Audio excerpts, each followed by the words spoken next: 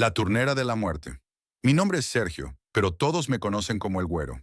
Llevo 15 años trabajando en la planta de Pepsi de Ciudad Juárez y los últimos 5 como supervisor del turno nocturno. He visto de todo en estas paredes. Peleas, robos, accidentes, hasta un par de suicidios. Pero nada, absolutamente nada, me había preparado para lo que viví esas semanas de enero cuando llegó Marisela. Era una noche particularmente fría, de esas que te calan hasta los huesos, aunque traigas chamarra. El viento del desierto soplaba con fuerza, haciendo que los techos de lámina de la planta crujieran como si fueran a desprenderse. Eran las 11 de la noche cuando vi a una mujer esperando en la entrada de empleados. Delgada, morena, con el cabello negro recogido en una cola de caballo y unos ojos que parecían mirar más allá de lo que uno podía ver. ¿Eres el supervisor?, me preguntó con una voz ronca, como si hubiera estado fumando toda la vida. Sí, soy Sergio. ¿Tienes cita con recursos humanos? Me mandaron a trabajar aquí. Turno nocturno. Revisé mi lista y no había ninguna Marisela programada para comenzar. Llamé a mi jefe, pero su teléfono sonaba directo a buzón. Era viernes y seguramente ya andaba bien borracho en algún bar. Decidí dejarla entrar. La empresa siempre necesitaba gente para el turno nocturno, y yo no iba a ser el culero que dejara a una mujer en la calle con el frío que hacía. Está bien, entra. Mañana arreglamos los papeles. Marisela asintió y me siguió adentro. Le presenté al equipo. Iván, un técnico joven que siempre andaba haciendo bromas, pero que en el fondo era supersticioso como una vieja. Toña, la señora de limpieza que llevaba más años que yo en la planta y que sabía más de la vida que cualquier sacerdote. Y Rafita, un chamaco de 18 años que acababa de entrar como empacador. Desde el primer día, Marisela fue diferente. No hablaba mucho, pero cuando lo hacía, era como si supiera cosas que nadie le había contado. Trabajaba en el área de empaque, pero durante los descansos la veía caminar por toda la planta como si estuviera buscando algo o a alguien. La primera vez que noté algo raro fue una semana después de que llegara. Estaba haciendo mi ronda de supervisión cuando la vi parada frente al baño de mujeres, hablando en voz baja. Me acerqué pensando que tal vez estaba hablando por teléfono, pero cuando llegué a su lado, pude escuchar que estaba conversando con alguien que no podía ver. Ya sé que estás ahí, no te escondas, decía Marisela mirando hacia el interior del baño vacío. Solo quiero hablar contigo. ¿Con quién hablas?, le pregunté. Marisela se volteó hacia mí con una sonrisa extraña. Con la flaca bonita. ¿No la ves? Miré hacia donde ella señalaba, pero no había nadie. Solo los lavabos y los espejos reflejando las luces fluorescentes del techo. Ahí no hay nadie, Marisela. Claro que sí, ella siempre está aquí. Cuida de todos nosotros. Esa noche, cuando terminó el turno, le pregunté a Toña si había notado algo raro en Marisela. Esa mujer trae algo pesado encima, me dijo mientras recogía sus cosas. Yo la he visto persignándose frente a algo que no veo, y siempre anda con esa estampa de la Santa Muerte en la bolsa. Ahí fue cuando empecé a preocuparme. En Juárez, la Santa Muerte no es un juego. Es una devoción que puede llevarte por caminos muy oscuros, especialmente si no sabes lo que estás haciendo. Los siguientes días, las cosas se pusieron extrañas. Herramientas que desaparecían de sus lugares, máquinas que se detenían sin razón aparente, y luces que se apagaban en secciones enteras de la planta. Iván, que normalmente era el bromista del grupo, empezó a ponerse nervioso. Güero, algo no está bien aquí, me dijo una noche mientras revisábamos los motores de la línea de producción. Ayer dejé mi caja de herramientas en el almacén, y cuando regresé, todas estaban acomodadas en forma de cruz. Y no fue ninguno de nosotros. Seguro fuiste tú y no te acuerdas. No, en serio. Y no es solo eso. ¿Has visto las cámaras de seguridad? No había revisado las cámaras en varios días. Iván me llevó a la oficina de seguridad y reprodujo las grabaciones de la noche anterior. En la pantalla se veía claramente a Marisela caminando por los pasillos, pero a veces parecía que hablaba con alguien que caminaba a su lado. La imagen se distorsionaba de vez en cuando, como si hubiera interferencia. Ahí, dijo Iván señalando la pantalla. ¿Ves esa sombra? En la grabación se podía ver una figura encapuchada que aparecía y desaparecía en los bordes de la imagen. Era como si las cámaras no pudieran enfocarla completamente. Es un defecto de la grabación, le dije. pero por dentro empezaba a sentir un frío que no tenía nada que ver con el clima. Esa misma noche, alrededor de las 3 de la mañana, ocurrió el accidente. Estábamos en el área de embotellado cuando se fue la luz de toda la planta. Los generadores de emergencia tardaron varios minutos en encenderse, y cuando se restablecieron las luces, encontramos a Rafita tirado en el piso junto a una de las máquinas llenadoras. Tenía el pecho aplastado y no respiraba. Llamé a la ambulancia mientras Toña le hacía respiración de boca a boca. Iván estaba en shock, paralizado viendo el cuerpo inmóvil del chamaco. Marisela estaba parada a unos metros, con las manos entrelazadas como si estuviera rezando. ¿Qué pasó?, le grité. Se cayó cuando se fue la luz, respondió sin dejar de mirar a Rafita. Pero no te preocupes, ella lo va a ayudar. Los paramédicos llegaron y se llevaron a Rafita al hospital. Nos dijeron que estaba muerto, que había muerto en el momento del impacto. Cerré la planta por el resto de la noche y mandé a todos a casa, menos a Marisela. Necesito hablar contigo, le dije cuando estuvimos solos. Yo no hice nada malo, me respondió. Solo le pedí que lo ayudara. ¿A quién le pediste? A la flaca bonita, a la Santa Muerte. Ella puede devolver la vida si realmente la necesitas. Pensé que la mujer estaba loca. Llamé a mi jefe para reportar el accidente y luego me fui a casa. Pero no pude dormir. Algo en la forma en que Marisela había hablado con esa seguridad absoluta me tenía inquieto. Al día siguiente me llamó el hospital. Rafita había despertado. Los médicos no lo podían creer. Decían que era un milagro, que técnicamente había estado muerto por casi 20 minutos antes de que su corazón volviera a latir. Cuando fui a visitarlo, Rafita estaba sentado en la cama, pálido pero vivo. Me contó que había visto a una mujer vestida de blanco que le había dicho que no era su hora, que todavía tenía cosas que hacer en este mundo. Era ella, güero. Era la Santa Muerte. Me dio una segunda oportunidad. Regresé a la planta esa noche con más preguntas que respuestas. Marisela estaba esperándome en el estacionamiento, como si supiera que iba a llegar. ¿Ya fuiste a ver a Rafita?, me preguntó. Sí, está vivo. Por supuesto que está vivo. Ella nunca me falla. ¿Qué es lo que quieres, Marisela? Se acercó a mí y por primera vez pude ver sus ojos claramente bajo la luz del estacionamiento. Eran negros, profundos, como si hubieran visto demasiado. Yo no quiero nada. Soy solo la mensajera. Ella es la que decide quién vive y quién muere. Y este lugar, miró hacia la planta, este lugar tiene mucha muerte acumulada. Necesita limpieza. ¿De qué estás hablando? ¿Nunca te has preguntado por qué hay tantos accidentes aquí? ¿Por qué la gente se suicida en los baños? ¿Por qué las máquinas se descomponen sin razón? Marisela sonrió. Este lugar está maldito, Sergio, y ella me mandó para limpiarlo. Esa noche, durante el turno, las cosas se intensificaron. Las máquinas trabajaban solas. Las luces se encendían y apagaban sin control. Y Toña juraba que había visto a una mujer vestida de blanco caminando por los pasillos. Esa mujer nos va a matar a todos, me dijo Iván, temblando. Ya no aguanto más esta situación. Pero yo empezaba a entender. Marisela no era la causa de los fenómenos paranormales. Era como un catalizador, alguien que había abierto una puerta que había estado cerrada mucho tiempo. Y del otro lado de esa puerta estaba la Santa Muerte, haciendo justicia a su manera. Durante las siguientes semanas, muchas cosas cambiaron en la planta. Los accidentes cesaron completamente. Las máquinas que siempre se descomponían empezaron a funcionar perfectamente. Y aunque los fenómenos paranormales continuaron, ya no daban miedo. Era como si hubiera una presencia protectora cuidando de todos nosotros.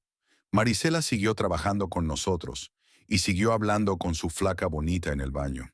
Pero ahora todos sabíamos que no estaba loca. Estaba conectada con algo más grande. Algo que nosotros no podíamos ver, pero que definitivamente estaba ahí. Rafita regresó al trabajo después de 2 semanas. Decía que se sentía diferente, como si hubiera nacido de nuevo. Y en cierta forma, así era. Había muerto y había regresado, y eso cambia a una persona para siempre. Toña empezó a traer veladoras y las prendía en los descansos. Para agradecer la protección, decía. E Iván, que antes era el más escéptico después de mí, empezó a persignarse cada vez que entraba a la planta. Yo también cambié. Ya no era el mismo güero que había estado 15 años viendo la planta como solo un lugar de trabajo. Ahora sabía que había fuerzas más grandes trabajando ahí, fuerzas que no podía entender, pero que tenía que respetar. Una noche, varios meses después de que llegara Marisela, la encontré en el baño hablando como siempre. ¿Sigue ahí?, le pregunté. Siempre está aquí, cuidando de todos nosotros. ¿Puedo verla? Marisela me miró por un largo momento. Tienes que creer primero, realmente creer. Cerré los ojos y traté de abrir mi mente a posibilidades que antes había rechazado. Cuando los abrí, por un momento, solo por un segundo, vi una figura blanca parada junto a los lavabos. Era hermosa y terrible al mismo tiempo, como la muerte misma. Gracias, murmuré, y la figura asintió antes de desaparecer. Esa noche entendí que hay cosas en este mundo que van más allá de lo que podemos ver o tocar. Hay fuerzas que trabajan en las sombras, protegiendo a los que necesitan protección y llevándose a los que ya cumplieron su tiempo. Marisela sigue trabajando con nosotros. Sigue siendo la turnera de la muerte, la mensajera de la flaca bonita. Y aunque su presencia cambió todo en la planta, todos estamos agradecidos de que esté ahí. Porque ahora sabemos que cuando llegue nuestra hora, no estaremos solos. La Santa Muerte cuida de los suyos, y nosotros somos suyos. Cada noche cuando empiezo mi turno, le agradezco en silencio por mantener a mi equipo seguro. Y cuando termino, antes de irme a casa, paso por el baño y susurro una pequeña oración. No siempre la veo, pero sé que está ahí, escuchando. Porque en Ciudad Juárez, en una planta de Pepsi donde el viento nocturno sopla frío y las máquinas nunca duermen, hay una mujer que habla con la muerte. Y la muerte le responde. Y eso, amigos, es algo que nunca olvidaré. La bodega sellada. El agua me llegaba hasta los tobillos cuando crucé el patio principal de la planta Pepsi en Iztapalapa esa mañana de octubre. Las lluvias habían sido implacables durante 3 días consecutivos y la Ciudad de México parecía rendirse ante la furia del cielo. Los apagones se sucedían cada pocas horas, obligándonos a trabajar con plantas de emergencia que rugían como bestias mecánicas en la oscuridad. Mi nombre es Jazmín Herrera y llevo 8 años como supervisora de logística en esta planta. Madre soltera de una niña de 12 años. He aprendido a ser práctica, directa y a no creer en fantasmas. Pero lo que viví en esa bodega maldita durante las siguientes semanas cambió para siempre mi percepción de lo que es real y lo que no.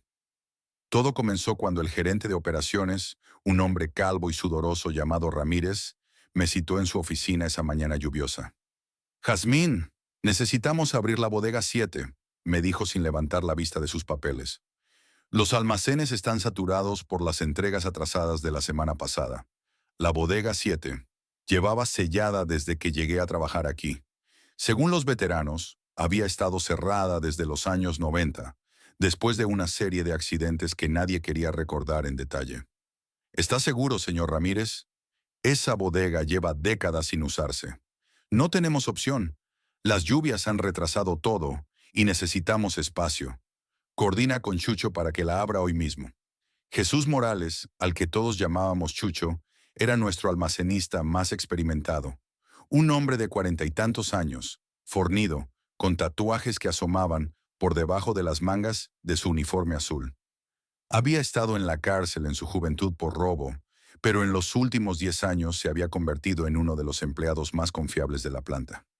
Lo que yo no sabía entonces era que Chucho tenía secretos más profundos que su pasado criminal. Lo encontré en el almacén principal, revisando inventarios mientras la lluvia repiqueteaba contra las láminas del techo. Jefe, me dijeron que tengo que abrir la bodega 7.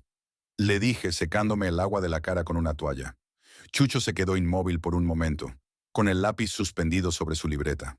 ¿La bodega 7? ¿Está segura? Órdenes de arriba. Necesitamos el espacio. Vi algo en sus ojos, una mezcla de preocupación y respeto, como si hubiera mencionado el nombre de alguien importante. Está bien, jefa, pero vamos a necesitar ayuda.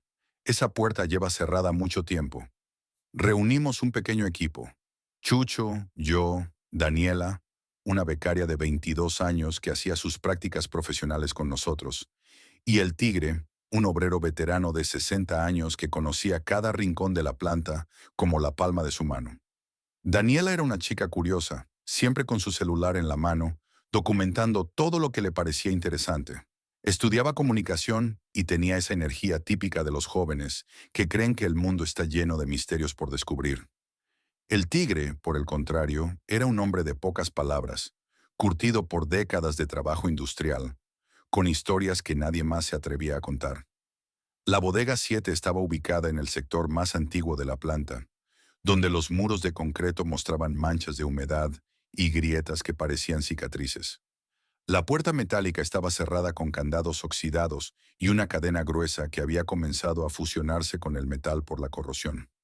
Tigre, ¿tú sabes por qué cerraron esta bodega?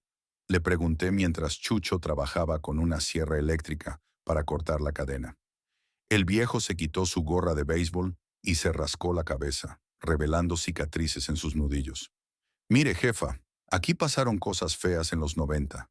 Accidentes raros, gente que se enfermaba de la nada. Decían que era por químicos vencidos, pero... ¿Pero qué?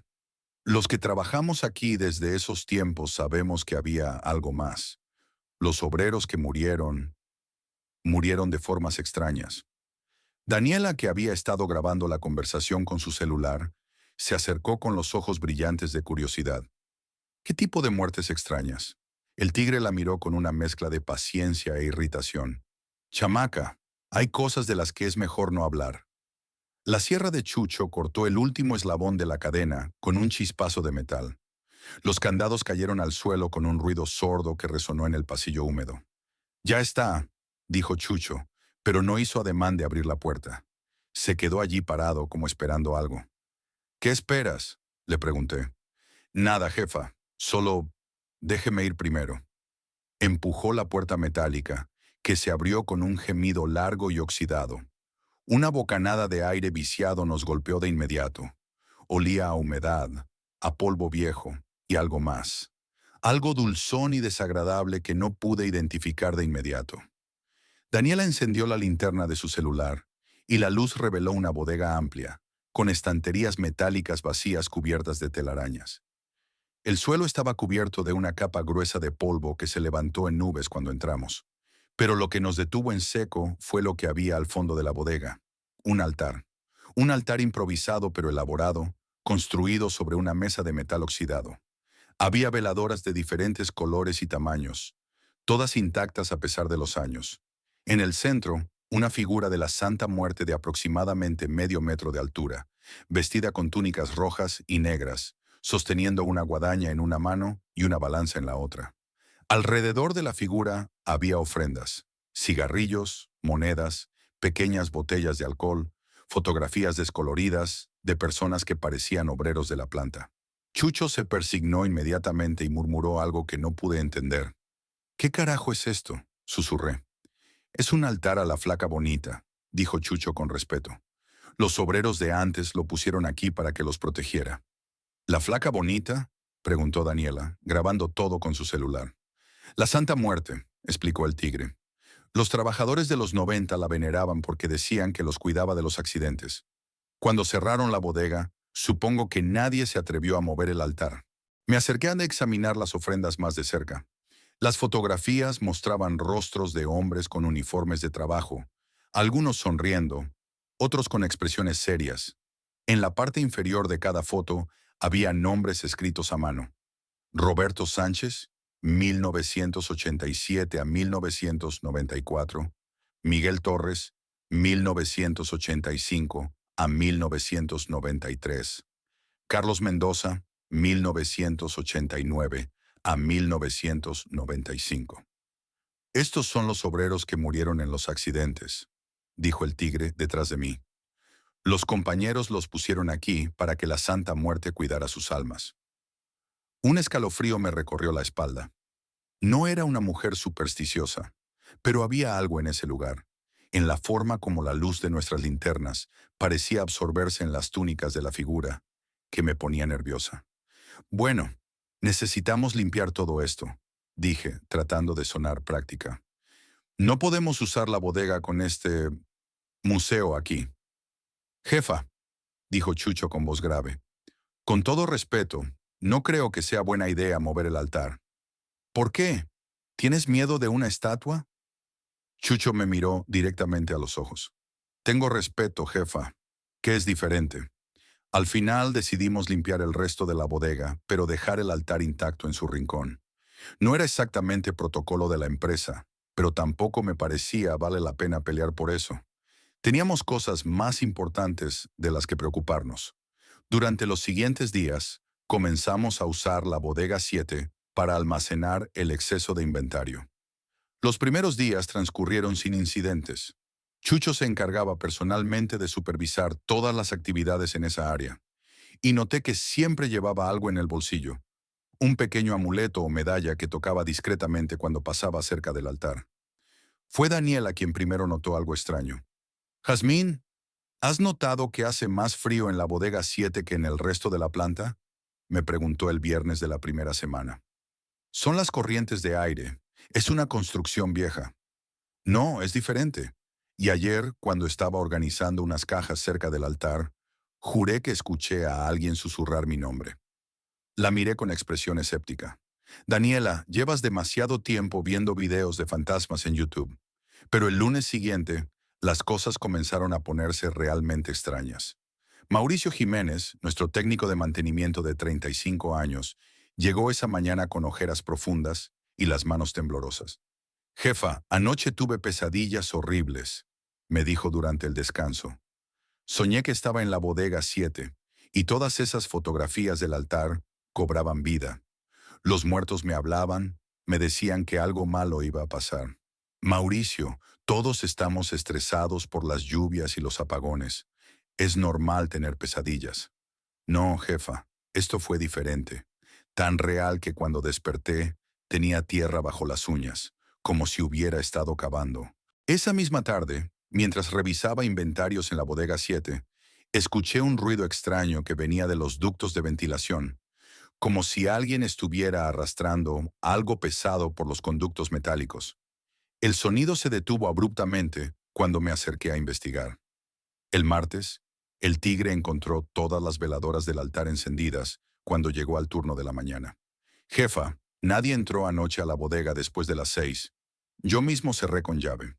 ¿Cómo se encendieron solas las velas? Revisé los registros de acceso. Efectivamente, nadie había entrado a la bodega después del cierre del turno anterior. Debe haber sido un cortocircuito o algo así, dije, pero mi voz sonó poco convincente incluso para mí misma. El miércoles fue cuando ocurrió el primer accidente real. Daniela estaba organizando cajas en la parte trasera de la bodega cuando una estantería de metal, que había estado estable durante años, se desplomó sin previo aviso. Si no hubiera sido por los reflejos de Chucho, que la empujó fuera del camino, habría terminado aplastada. ¿Cómo se cayó?, pregunté mientras examinábamos los daños. No lo sé, jefa. Estaba perfectamente asegurada. Revisé los tornillos hace 2 días, pero lo más perturbador fue lo que Daniela me dijo después, cuando estábamos a solas. Jazmín, justo antes de que cayera la estantería, sentí como si alguien me empujara hacia adelante, como unas manos frías en mi espalda. El jueves comenzó el verdadero horror. Llegué a trabajar temprano y encontré a Chucho en el estacionamiento, fumando nerviosamente bajo la lluvia persistente. Jefa, tenemos un problema, me dijo. Roberto no llegó anoche al turno nocturno y no contesta el teléfono. Roberto Vázquez era nuestro vigilante nocturno, un hombre tranquilo de 50 años que llevaba trabajando en la planta casi tanto tiempo como el tigre. Era extremadamente puntual y confiable. ¿Ya llamaste a su casa? Su esposa dice que salió de casa a las 9 de la noche como siempre, pero nunca llegó aquí. Y jefa, hay algo más. ¿Qué? Su auto está en el estacionamiento, las llaves están en el tablero y su uniforme está en el asiento del conductor, como si se hubiera cambiado ahí mismo y después hubiera desaparecido. Llamamos a la policía, pero con las lluvias y el caos en la ciudad, nos dijeron que no podrían enviar a nadie hasta el día siguiente.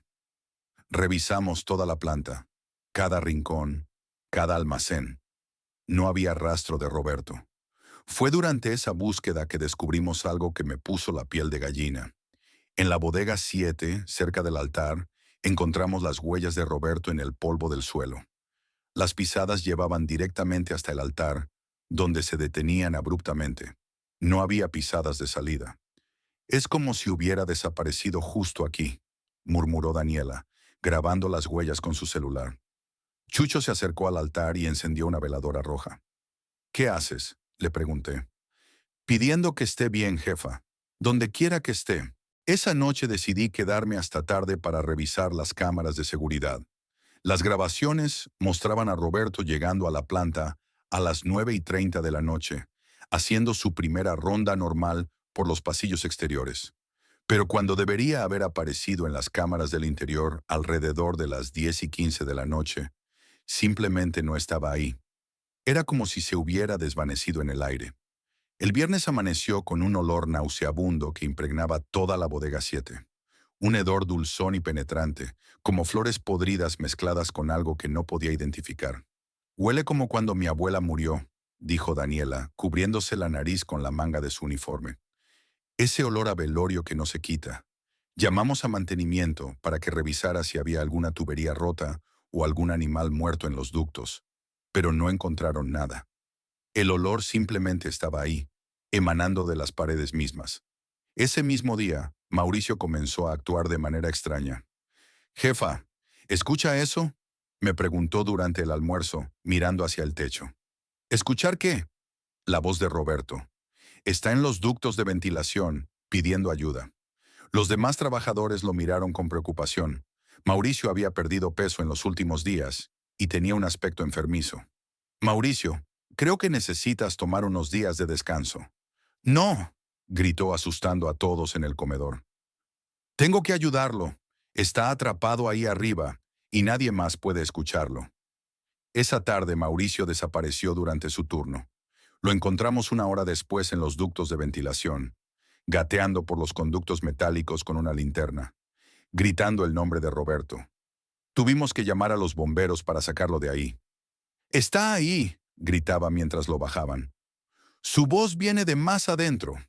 Tenemos que llegar hasta él». Fue entonces cuando el tigre me contó la verdad sobre los accidentes de los años 90. «Jefa, los obreros que murieron en esa época no fueron accidentes normales. Estábamos en mi oficina, con la puerta cerrada y las persianas bajadas». «¿Qué quieres decir?». Roberto Sánchez, el primero en morir, desapareció exactamente igual que nuestro Roberto. Llegó a trabajar, su auto apareció en el estacionamiento con la ropa adentro, pero él nunca se volvió a ver. ¿Y los otros? Miguel Torres apareció muerto en una de las máquinas embotelladoras, pero los médicos nunca pudieron explicar cómo llegó ahí. Las cámaras no grabaron nada. Carlos Mendoza. Carlos se volvió loco igual que Mauricio. Decía que escuchaba voces en las paredes, que los muertos lo llamaban. Una noche intentó abrir un agujero en la pared de la bodega 7 con un martillo neumático. Lo encontraron al día siguiente, muerto de un paro cardíaco, con las manos destrozadas de tanto cavar. Me quedé en silencio, procesando la información. Por eso construyeron el altar, continuó el tigre. Los trabajadores pensaron que si honraban a los muertos, la Santa Muerte los protegería de lo que fuera que estaba pasando. Y funcionó, jefa. Después de que pusieron el altar, las muertes se detuvieron, hasta que cerraron la bodega. Y ahora que la abrimos, ahora despertamos lo que estaba dormido. El fin de semana pasé investigando todo lo que pude sobre la historia de la planta. Descubrí que el terreno donde estaba construida había sido un cementerio clandestino durante la Revolución Mexicana.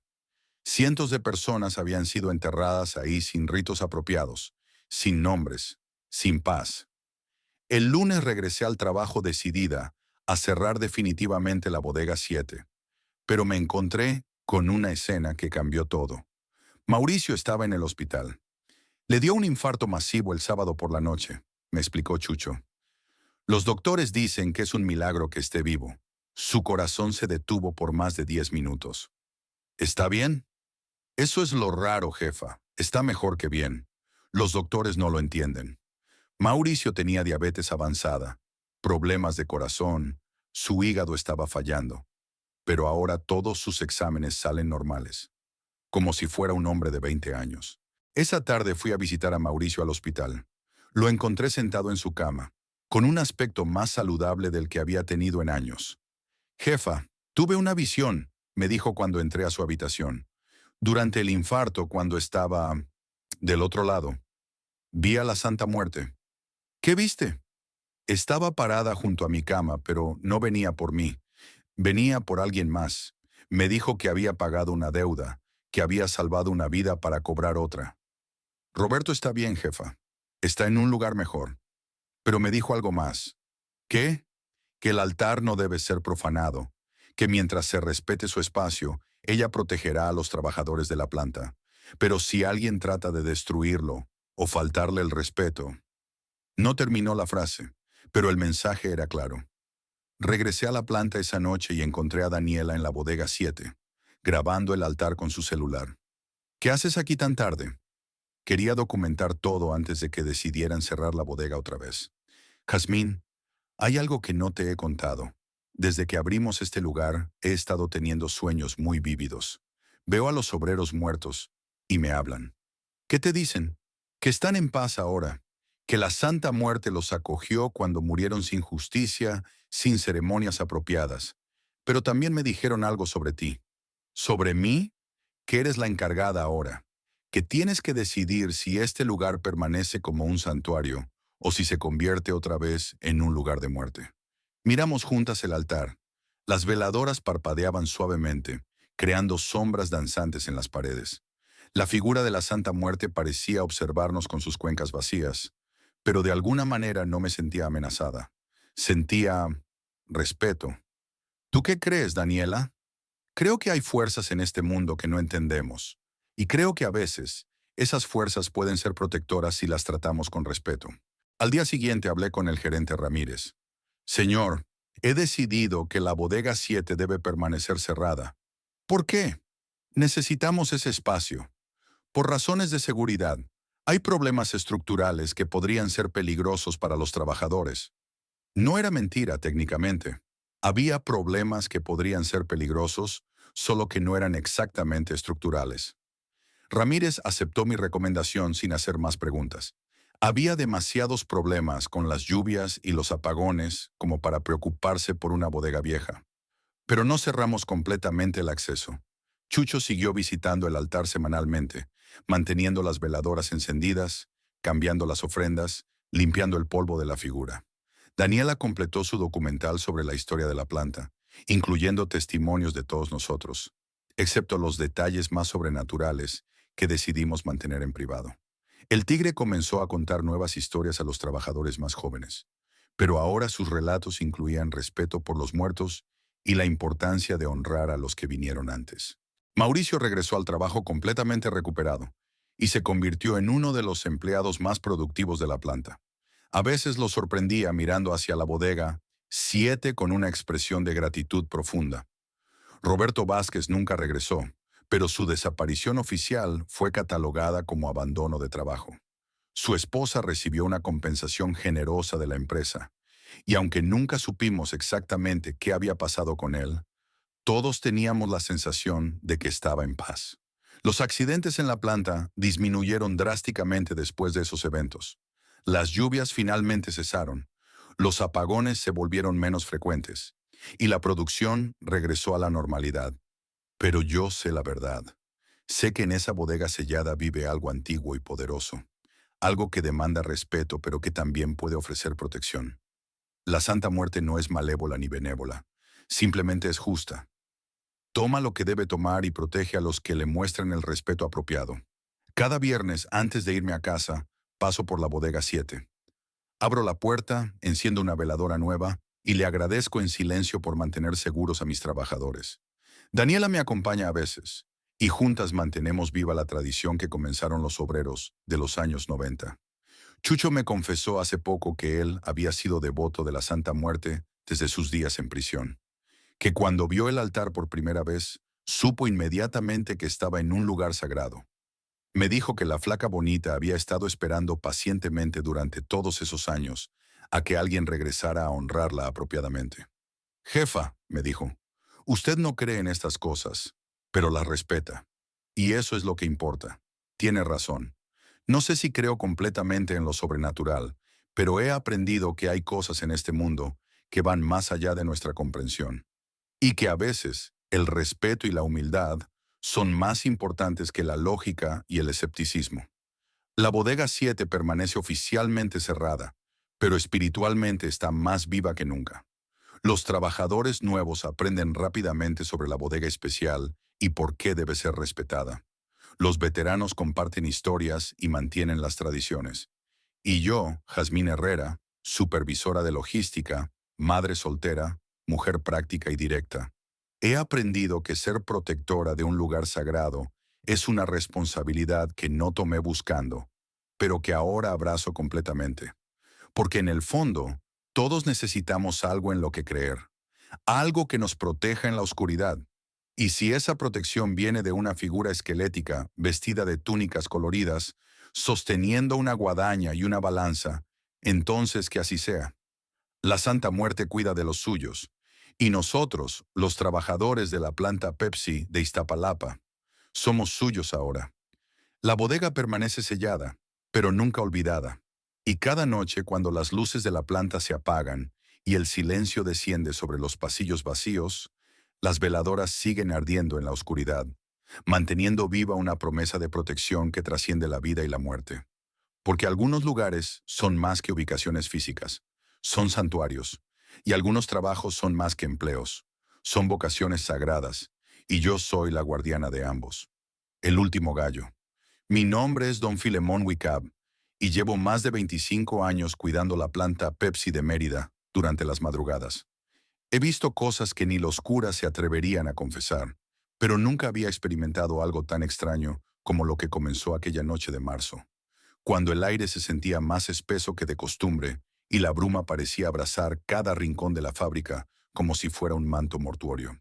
Era aproximadamente las 2 de la madrugada cuando lo escuché por primera vez. El canto de un gallo. Al principio pensé que venía de afuera, de alguna de las casas cercanas, donde aún conservan esas tradiciones rurales que se niegan a morir en la ciudad. Pero mientras caminaba por los pasillos haciendo mi ronda habitual, el sonido parecía provenir del interior mismo de la planta, resonando entre las máquinas, como un eco fantasmal que se perdía en el rugido constante de los equipos. Debe ser mi imaginación, me dije, ajustándome la gorra y continuando con mi trabajo. A los 63 años, uno aprende a desconfiar de los sonidos nocturnos, pero el canto se repitió esa misma noche, y la siguiente, y la que siguió después, siempre a la misma hora, siempre con esa cadencia melancólica que me erizaba la piel. Fue durante la segunda semana cuando vi por primera vez a la figura. Estaba revisando la línea de producción número 3, la más antigua de la planta, cuando una sombra blanca cruzó por mi visión periférica. Me volví rápidamente, pero solo encontré el reflejo de las luces fluorescentes sobre el metal pulido de las máquinas. Sin embargo, allí, justo frente a la máquina embotelladora original de 1987, había un pequeño ramo de flores de cempasúchil frescas, como si alguien hubiera estado ahí hace apenas unos segundos. El corazón me latía tan fuerte que podía escucharlo por encima del ruido de las máquinas.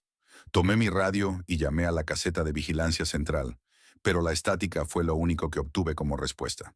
Las flores despedían un aroma dulzón que se mezclaba extrañamente con el olor industrial del lugar, creando una atmósfera que no sabía si describir como sagrada o siniestra.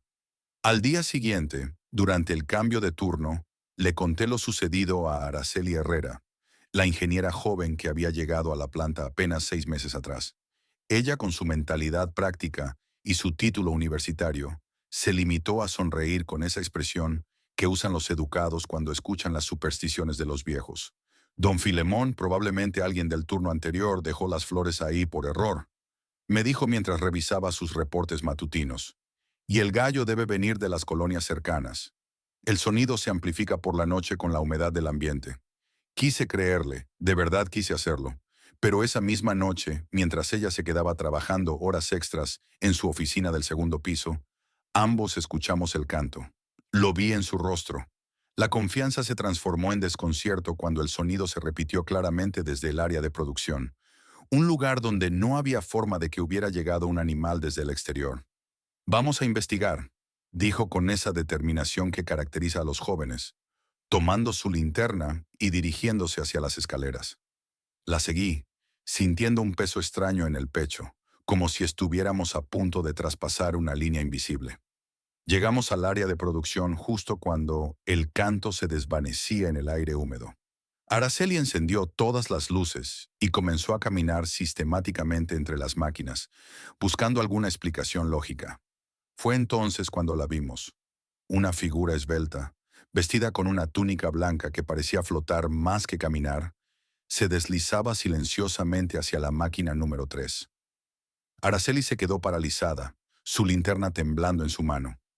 La figura se detuvo frente a la máquina antigua. Se inclinó con una gracia extraña y dejó otro ramo de cempasúchil sobre el metal. Cuando se incorporó, pudimos ver su rostro por un instante. Era una calavera que sonreía con una ternura imposible, y sus cuencas vacías parecían mirarnos con una compasión infinita. ¿Qué? ¿Qué es eso?, susurró Araceli, su voz quebrándose por primera vez desde que la conocía. La figura nos miró directamente, alzó una mano huesuda en lo que parecía ser un saludo o una bendición, y se desvaneció como humo en el aire. Las flores quedaron ahí, reales y fragantes, como evidencia de lo imposible. Esa noche llamamos a seguridad, revisamos las cámaras, hicimos todo lo que dictan los protocolos. Pero las grabaciones mostraban solo vacío en el momento exacto en que habíamos visto a la figura. Era como si las cámaras se negaran a capturar su presencia, registrando únicamente la aparición súbita de las flores sobre el metal. Los días siguientes fueron una mezcla de fascinación y terror. Otros trabajadores del turno nocturno comenzaron a reportar avistamientos similares. La figura aparecía siempre en los momentos más silenciosos de la madrugada, siempre cerca de la máquina antigua, siempre dejando flores, y siempre, sin falta, precedida por el canto del gallo invisible. Fue Lupita Pech, la cocinera del comedor que llegaba a las 5 de la mañana para preparar el desayuno, quien me dio la primera pista sobre lo que estaba sucediendo. Lupita era una mujer maya de 50 años, devota abierta de la Santa Muerte, y cuando le conté lo que habíamos estado viendo, sus ojos se iluminaron con un reconocimiento inmediato. Don Filemón, me dijo mientras preparaba el café matutino, lo que ustedes están viendo no es malo. Es ella, la flaca bonita, la que viene cuando alguien necesita su ayuda o cuando es tiempo de partir. El gallo es su mensajero, el que anuncia su presencia. ¿La Santa Muerte?, pregunté, sintiendo un escalofrío que no tenía nada que ver con el aire acondicionado de la cocina. Sí, pero no como la pintan en las películas. Ella es justicia, es protección, es el final de los sufrimientos. Si está aquí, es porque alguien en esta planta la necesita. Sus palabras cobraron un significado terrible apenas una semana después, cuando Kevin Toon, un muchacho de apenas 19 años que trabajaba en el área de almacén, colapsó durante su turno. Lo llevaron al hospital y los doctores confirmaron lo que todos temíamos: cáncer avanzado en el hígado, con metástasis en varios órganos. Le dieron pocas semanas de vida. Kevin era un buen muchacho, trabajador y responsable, que había comenzado a laborar en la planta para ayudar a su familia. Su madre era viuda y él era el mayor de 4 hermanos. La noticia nos devastó a todos, pero especialmente a quienes habíamos sido testigos de las apariciones. Una pregunta terrible comenzó a formarse en nuestras mentes. ¿Había venido la figura por Kevin? Durante las noches siguientes, las apariciones se intensificaron. La figura de blanco aparecía más frecuentemente, y siempre cerca del área donde Kevin solía trabajar. Las flores se multiplicaron, creando pequeños altares espontáneos que nadie se atrevía a tocar. El canto del gallo se escuchaba a todas horas, no solo en las madrugadas, como si anunciara algo inminente. Fue Manolo Rejón, nuestro supervisor de noche, quien decidió investigar más a fondo. Manolo era un hombre metódico, con formación en ingeniería industrial, y la idea de fenómenos sobrenaturales en su planta lo molestaba profundamente. Instaló cámaras adicionales, cambió los turnos de vigilancia, incluso contrató a un detective privado para que investigara si alguien estaba jugando bromas pesadas. Pero las apariciones continuaron, y las cámaras seguían fallando en los momentos cruciales. Manolo se obsesionó con el caso, trabajando dobles turnos, durmiendo en su oficina, tratando de resolver el misterio con pura lógica y determinación. Su esposa comenzó a quejarse de que ya no llegaba a casa, y sus colegas notaron cambios en su comportamiento. Ojeras profundas, nerviosismo constante, una fijación poco saludable con lo inexplicable. La noche en que todo cambió fue un viernes de abril. Kevin había empeorado considerablemente y se encontraba internado en el hospital, prácticamente en estado terminal. Manolo había decidido quedarse toda la noche en la planta, instalado en el área de producción con un equipo de grabación profesional, decidido a capturar evidencia definitiva de lo que estaba sucediendo. Yo estaba haciendo mi ronda habitual cuando escuché gritos provenientes del área de producción. Corrí hacia allá y encontré a Manolo tirado en el suelo, sus equipos esparcidos alrededor, con una expresión de terror absoluto en el rostro. Estaba consciente, pero no podía hablar coherentemente. Solo repetía una y otra vez: la vi de cerca. Es hermosa. Es terrible. La ambulancia se lo llevó esa misma madrugada y, según los reportes médicos, había sufrido una crisis nerviosa severa. Pero lo más extraño sucedió después. Cuando el personal de limpieza llegó al día siguiente, encontraron que toda el área de producción había sido decorada con flores de cempasúchil, formando patrones intrincados y hermosos que nadie podía explicar. Y en el centro de todo, sobre la máquina antigua, había una nota escrita con una caligrafía elegante que decía: «El dolor terminará pronto». Manolo nunca regresó a trabajar. Renunció desde el hospital y se mudó con su familia a otra ciudad. Cuando intenté contactarlo semanas después para preguntarle qué había visto exactamente, su esposa me dijo que él se negaba a hablar del tema y que había desarrollado una aversión inexplicable a cualquier cosa relacionada con la planta Pepsi. Pero la historia no terminó ahí. 3 días después de la desaparición de Manolo, Kevin experimentó algo que los médicos calificaron como remisión espontánea imposible. Sus tumores comenzaron a reducirse sin explicación alguna. Sus niveles sanguíneos mejoraron dramáticamente. Y en cuestión de semanas pasó de estar desahuciado a mostrar signos claros de recuperación. Kevin me contó después, cuando ya había regresado a trabajar meses más tarde, lo que había experimentado durante su peor noche en el hospital. Según él, había tenido un sueño donde una mujer hermosa, vestida de blanco, se acercaba a su cama. Su rostro era una calavera, pero irradiaba amor y compasión.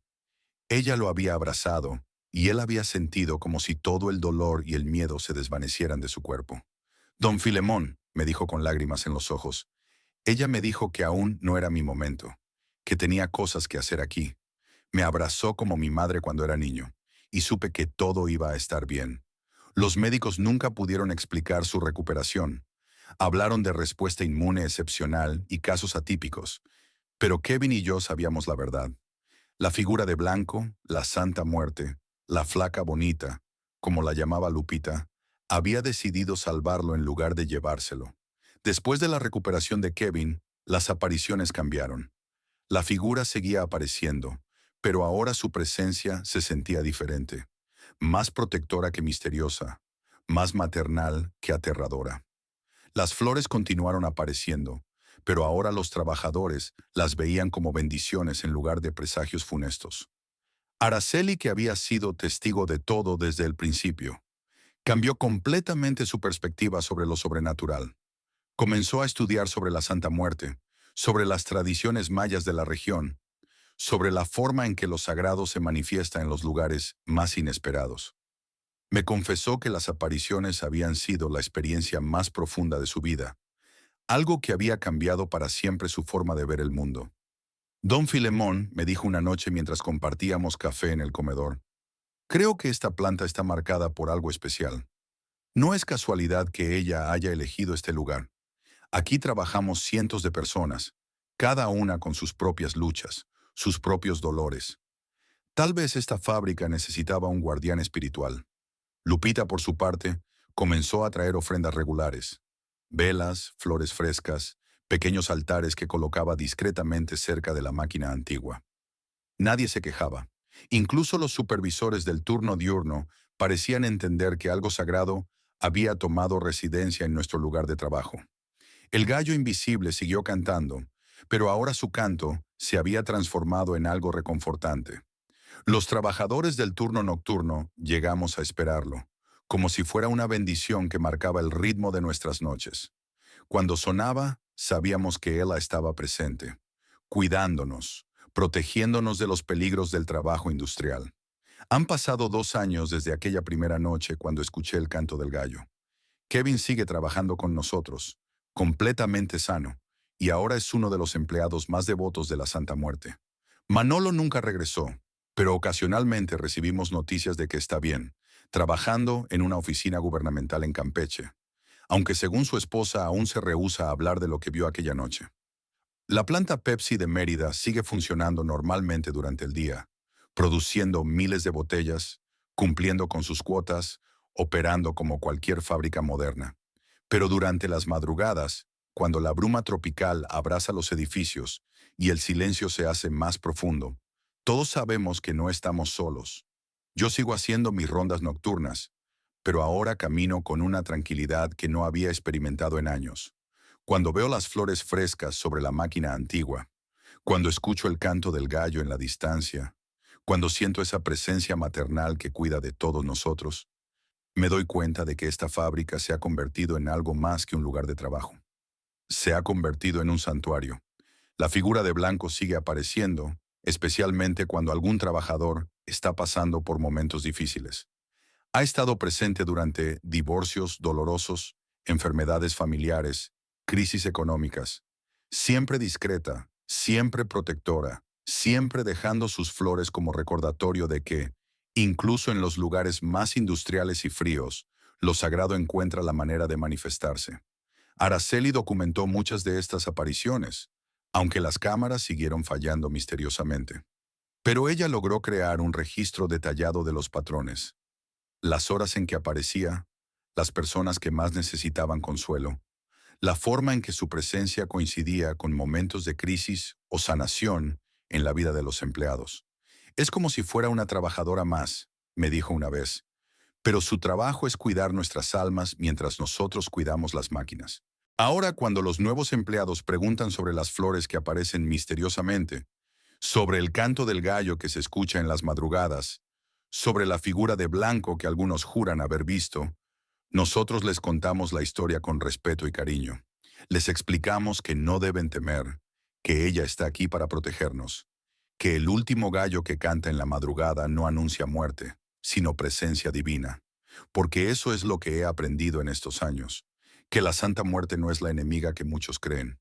Es la madre que abraza a sus hijos cuando más lo necesitan, la protectora que vigila en las noches más oscuras, la que transforma el miedo en paz y el dolor en esperanza.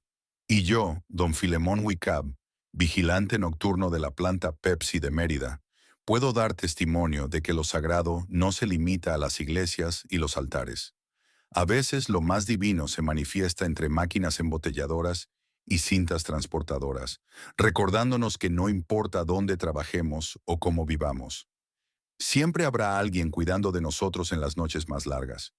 El último gallo sigue cantando, y nosotros seguimos escuchando, agradecidos de tener una guardiana tan poderosa en nuestro humilde lugar de trabajo. El milagro del pasillo 7. Mi nombre es Roberto Hernández, y llevo 12 años trabajando en la planta embotelladora de Pepsi en Tlalnepantla. Durante todos estos años he visto de todo: accidentes laborales, peleas entre compañeros, despidos injustos y hasta un par de romances que terminaron en drama. Pero nada, absolutamente nada, me había preparado para lo que comenzó a suceder en el maldito pasillo 7. Todo empezó una noche de octubre. La neblina era tan espesa que apenas se podía ver más allá de los cristales empañados de las ventanas del almacén. El turno vespertino siempre ha sido el más tranquilo. Somos menos empleados y el ritmo de trabajo es más pausado. Esa noche éramos solo 6: Antonio el chino, Lorena la supervisora, Luisito el nuevo, doña Leti que limpiaba, Gerardo de mantenimiento y yo. Antonio era uno de esos trabajadores que todo el mundo respeta. Llevaba 15 años operando las máquinas selladoras. Nunca faltaba, nunca se quejaba y siempre tenía una sonrisa para los compañeros. Le decíamos el chino no por sus rasgos, sino porque era fan del fútbol chino. Una obsesión extraña que nadie entendía, pero que todos respetábamos. Era el tipo de hombre que prestaba dinero sin preguntar cuándo se lo devolverían, que se quedaba horas extras sin cobrarlas, y que conocía cada tornillo de esa planta mejor que los mismos ingenieros. Esa maldita noche, Antonio estaba trabajando en la selladora número 3, una máquina temperamental que requería ajustes constantes. Yo estaba en el área de etiquetado a unos 20 metros de distancia, cuando escuché el sonido más horrible que jamás había oído. Un grito ahogado seguido del ruido metálico de la máquina, deteniéndose bruscamente. Corrí hacia la selladora y lo que vi me quitó el aliento. Antonio estaba atrapado. Su brazo derecho había quedado enganchado en el mecanismo de sellado, y la máquina había seguido funcionando durante varios segundos antes de que el sensor de emergencia se activara. La sangre manchaba el metal brillante, y Antonio yacía inconsciente, con el rostro pálido como papel. ¡Lorena! ¡Gerardo! ¡Vengan rápido!, grité con todas mis fuerzas. Lorena llegó primero. Era una mujer dura, de esas que no se inmutan por nada, pero cuando vio a Antonio, su rostro se descompuso. Gerardo apareció segundos después con su caja de herramientas, maldiciendo mientras trataba de liberar el brazo de Antonio del mecanismo. Está perdiendo mucha sangre, murmuró Lorena mientras presionaba una toalla contra la herida. Roberto, llama a la ambulancia. Gerardo, apaga todo el sistema eléctrico de esta sección. Marqué el número de emergencias con manos temblorosas. Mientras esperaba que respondieran, vi que Antonio abría los ojos lentamente. Estaba consciente, pero algo en su mirada me inquietó.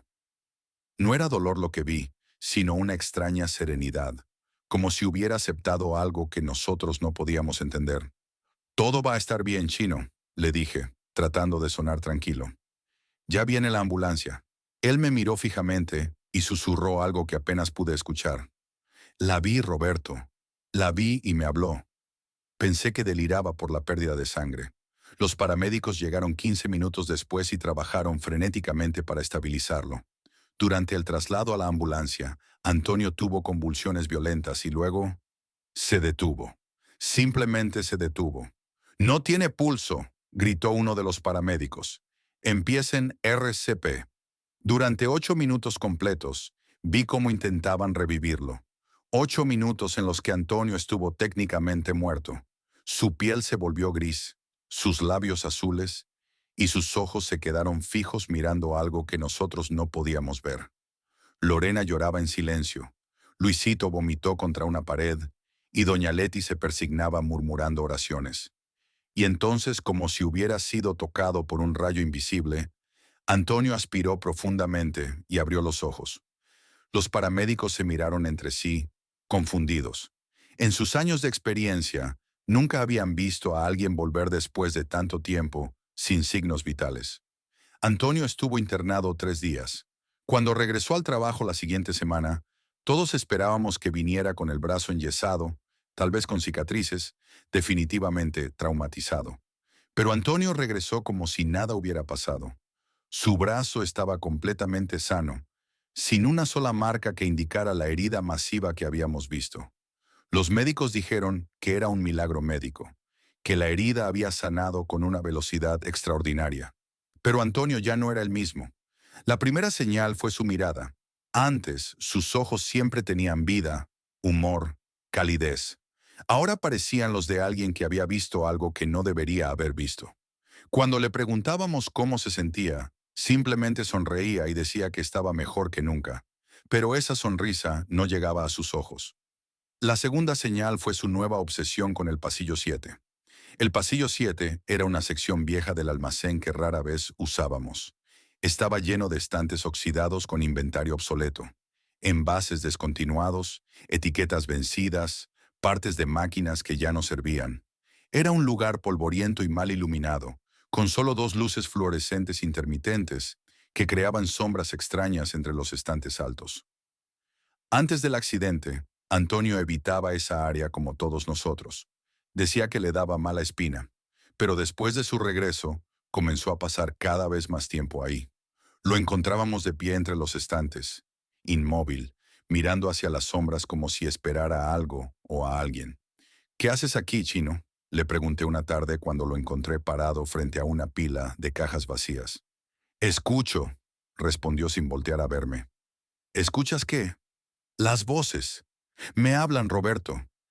Me dicen que todavía no es mi tiempo, pero que alguien debe tomar mi lugar. Sus palabras me pusieron la piel de gallina.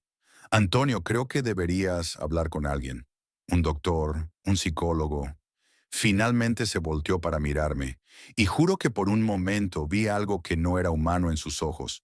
Yo estuve muerto, Roberto. Muerto de verdad. Vi el otro lado, y ella me devolvió por una razón. ¿Ella? ¿Quién es ella? Antonio sonrió, pero fue una sonrisa que me heló la sangre. La flaca bonita, la santísima, ella que todo lo ve y todo lo cobra. Las cosas extrañas comenzaron una semana después. Luisito, el muchacho nuevo de apenas 19 años, fue el primero en notarlo. Era curioso por naturaleza, de esos jóvenes que siempre están grabando videos con su celular para subirlos a redes sociales. Oigan, vengan a ver esto, nos gritó una noche desde el pasillo 7. Corrimos hacia él y lo encontramos temblando, con el teléfono en la mano. ¿Qué pasa, mijo?, preguntó doña Leti con voz maternal. Estaba grabando un video para mandarle a mi novia, para enseñarle dónde trabajo. Y, miren esto, nos mostró la grabación en la pequeña pantalla. Al principio no vimos nada extraño, solo los estantes usuales y las sombras proyectadas por las luces intermitentes. Pero entonces, en el fondo del pasillo, se veía claramente una figura oscura que se movía entre los estantes. No era una sombra normal, tenía forma humana, pero se deslizaba de manera antinatural, sin hacer ruido.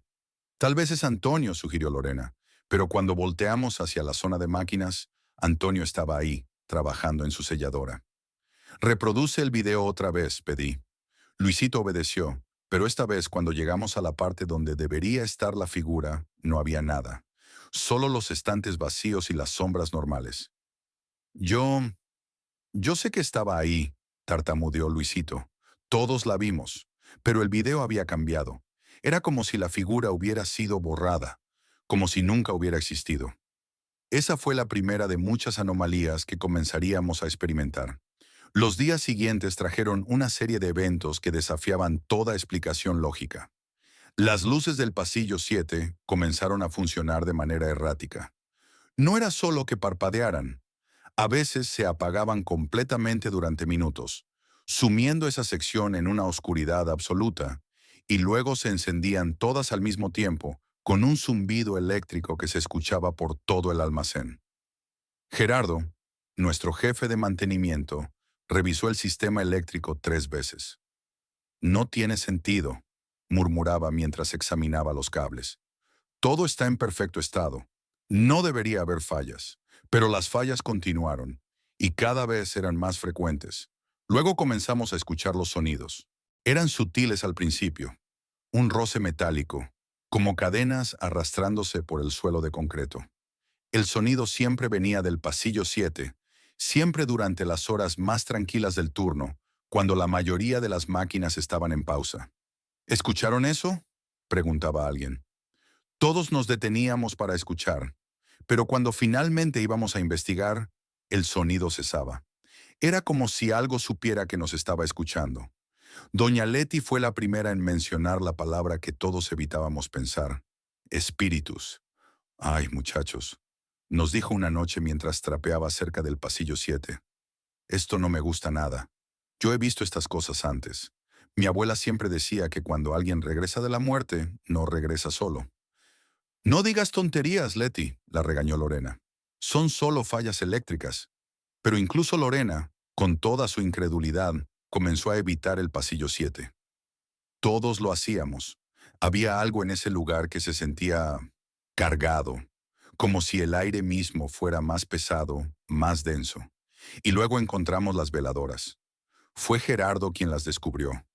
Había ido al pasillo 7 para revisar una vez más el sistema eléctrico, cuando notó un resplandor tenue que venía de detrás de una pila de tarimas abandonadas.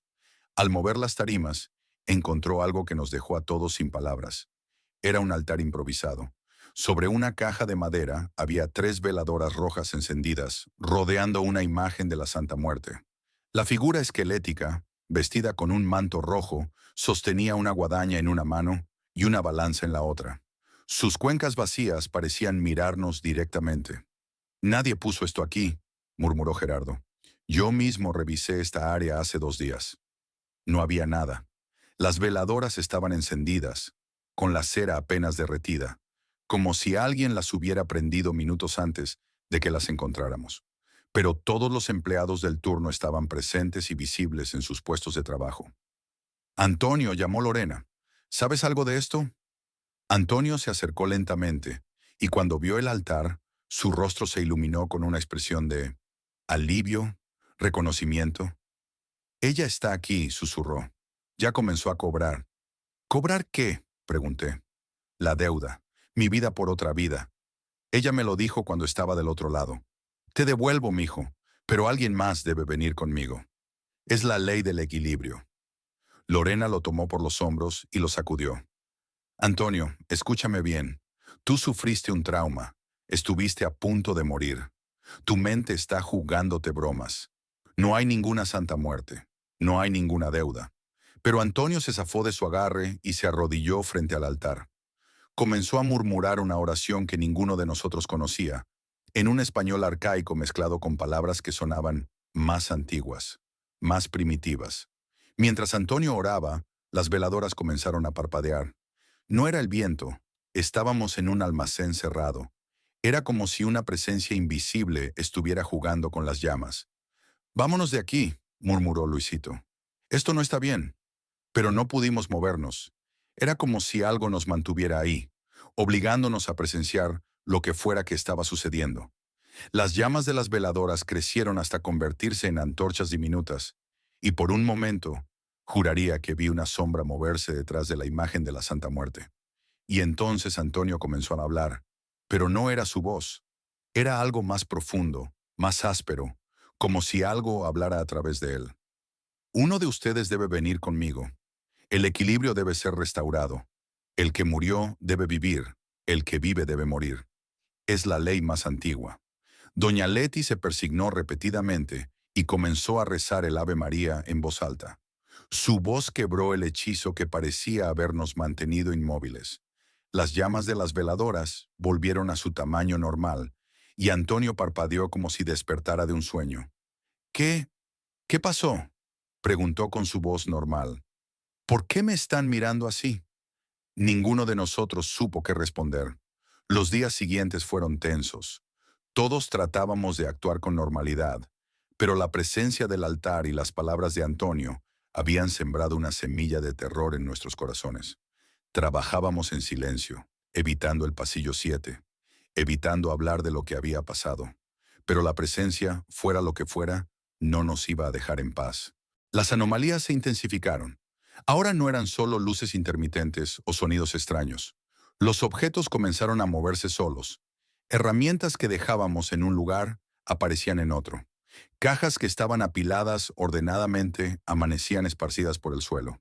Y las cámaras de seguridad del pasillo 7 dejaron de funcionar completamente.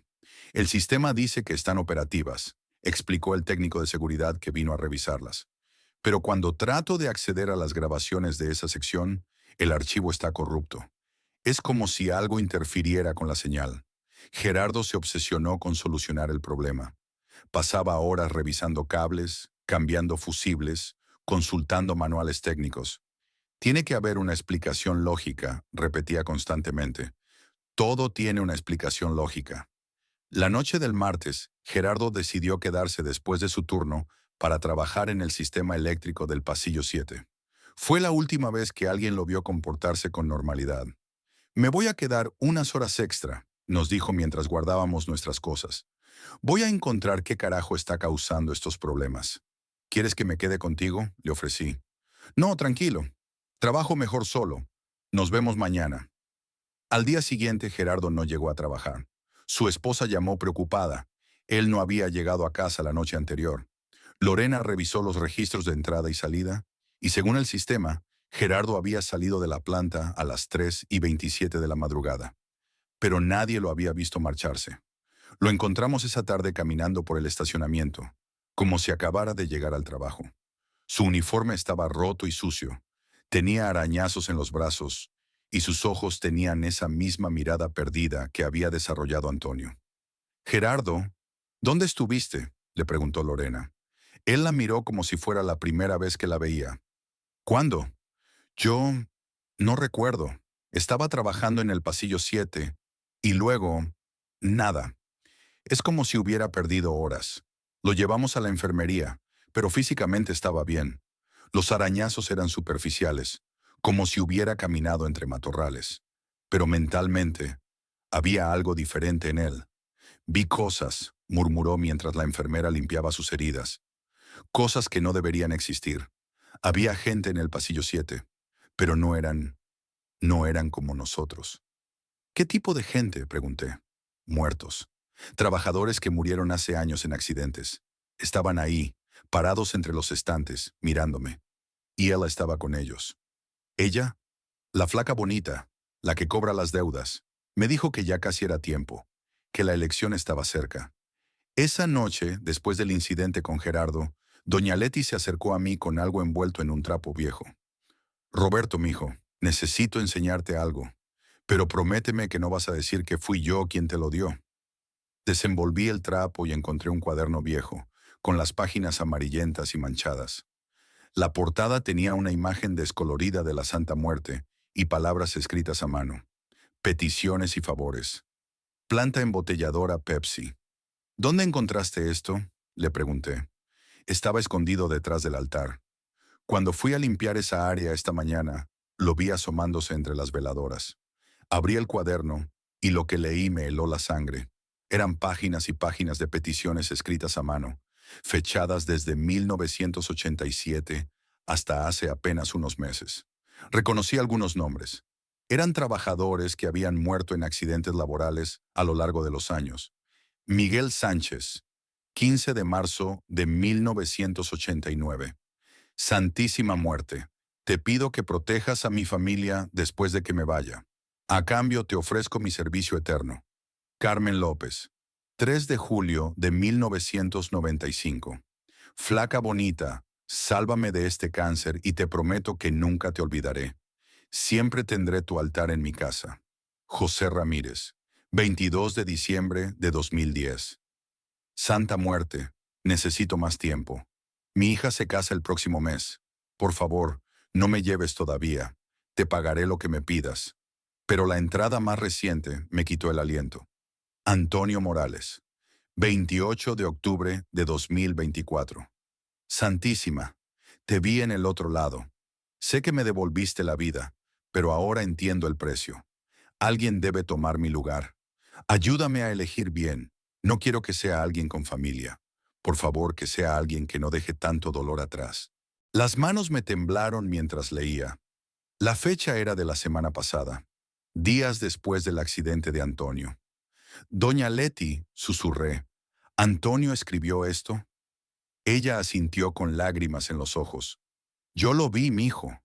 Lo vi escribiendo en ese cuaderno hace 3 noches, cuando pensaba que todos se habían ido.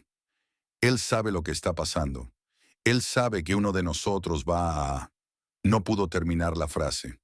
Seguí leyendo y encontré algo que me hizo temblar. Había una lista de nombres en la última página. Nuestros nombres. Los 5 empleados del turno vespertino. Roberto Hernández, Lorena Vázquez, Luis Mendoza, Gerardo Torres, Leticia Moreno. 4 de los nombres estaban escritos con tinta negra normal, pero uno estaba escrito con algo que parecía sangre seca. Luis Mendoza. Luisito.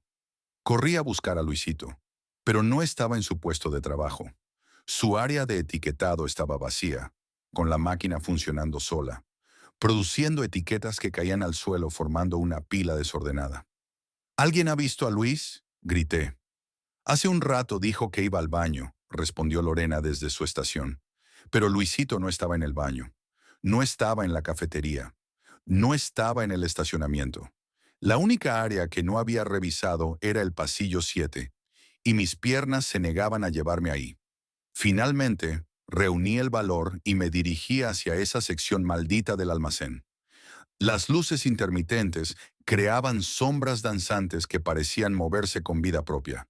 El aire estaba cargado como antes de una tormenta eléctrica. Y entonces lo vi. Luisito estaba parado frente al altar, pero no se movía. Tenía los ojos abiertos, pero su mirada estaba perdida, como si estuviera viendo algo en otra dimensión. Sus labios se movían silenciosamente, como si estuviera manteniendo una conversación que yo no podía escuchar. «Luis», grité, pero no reaccionó. Me acerqué lentamente y cuando estuve a unos metros de él, pude escuchar lo que murmuraba. «Sí, entiendo. Es mi tiempo. No hay dolor. Mi mamá estará bien. Tengo un seguro de vida. Sí, acepto». «¡No!», grité, y corrí hacia él, pero fue como chocar contra una pared invisible. Una fuerza me empujó hacia atrás y caí al suelo de concreto.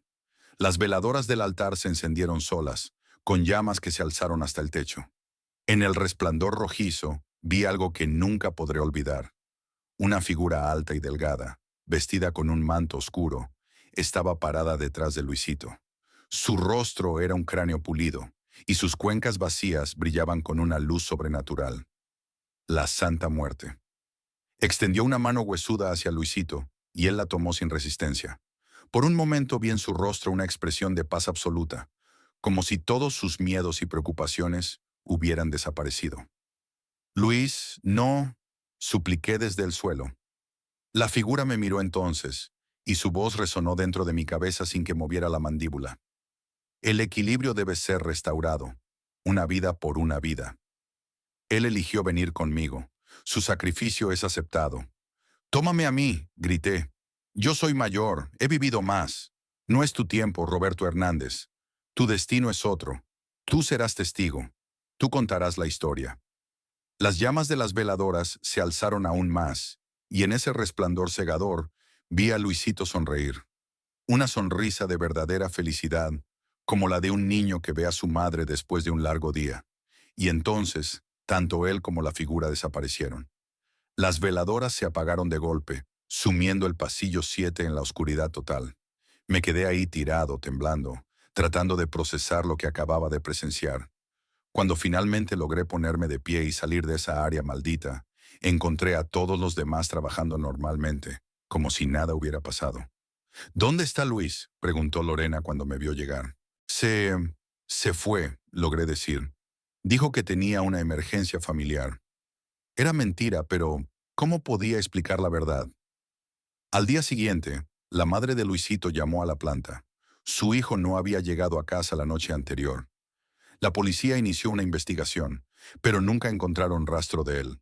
Oficialmente, Luis Mendoza se convirtió en una persona desaparecida. Pero yo sabía la verdad. Durante las semanas siguientes, las anomalías en el pasillo 7 cesaron gradualmente. Las luces dejaron de parpadear, los sonidos extraños desaparecieron, y las cámaras de seguridad volvieron a funcionar normalmente. Era como si la presencia que había estado acechando ese lugar hubiera obtenido lo que quería y se hubiera marchado satisfecha. Antonio también cambió. La mirada perdida desapareció de sus ojos y volvió a ser el hombre alegre y servicial que había sido antes del accidente. Era como si hubiera recuperado su alma completa. «Me siento diferente», me dijo una tarde mientras trabajábamos juntos, como si hubiera despertado de una pesadilla muy larga. «¿Recuerdas algo de lo que pasó después de tu accidente?», le pregunté. Antonio frunció el ceño, concentrándose. «Es extraño. Recuerdo el dolor de la máquina. Recuerdo que todo se volvió oscuro. Pero después de eso, solo tengo fragmentos, como sueños que se desvanecen cuando despiertas». «¿Por qué? ¿Pasó algo que debería recordar?». No tuve el valor de decirle la verdad. Gerardo nunca recuperó completamente la memoria de esa noche que pasó perdido. Los médicos dijeron que era amnesia postraumática, pero yo sabía que había visto cosas que su mente se negaba a recordar como mecanismo de defensa. Siguió trabajando en la planta, pero evitaba el pasillo 7 y nunca volvió a hacer reparaciones eléctricas después del anochecer. Doña Leti se volvió más religiosa, si eso era posible. Comenzó a llevar crucifijos múltiples y agua bendita, y cada mañana rociaba discretamente el pasillo 7 con agua santa antes de comenzar su trabajo de limpieza. «Por si acaso», me decía con una sonrisa nerviosa. Lorena, la eterna escéptica, Nunca habló abiertamente de lo que había presenciado, pero noté que comenzó a llevar una medallita de la Virgen de Guadalupe. Cuando le pregunté por qué, simplemente se encogió de hombros y dijo, mi abuela siempre decía que era bueno tener protección extra. Y yo me convertí en el guardián silencioso de esta historia. Cada noche al final de mi turno, paso por el pasillo 7 para asegurarme de que el altar siga ahí. Las veladoras nunca se encienden solas ahora, pero mantengo la imagen de la Santa Muerte en su lugar. Es una especie de pacto tácito. Respeto su presencia y ella mantiene la paz. A veces empleados nuevos preguntan por el altar.